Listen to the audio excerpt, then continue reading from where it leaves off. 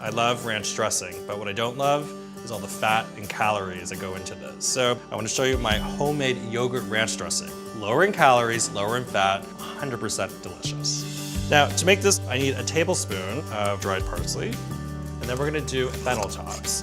And I just need a tablespoon. Now, onion powder. This is what gives it that bite. 1 teaspoon. We need Dijon mustard, 1 teaspoon. Just a sprinkling of black pepper, a pinch of salt, some fresh chive. And now it's time to make this into ranch. We need 1 cup of Stonyfield Greek style, non-fat organic yogurt. But it's a much healthier alternative. Plus, it's packed with protein and probiotics, and we need 1/3 of a cup of buttermilk. This is what I think really makes it into ranch. It's that tanginess. 1 teaspoon of lemon juice. I'll take our fresh salad dressing, and I'll drizzle it right on top. Squeeze a fresh lime juice, and I like to curl it up. It's so fresh, it's so happy. This is a healthier, lighter version of ranch dressing.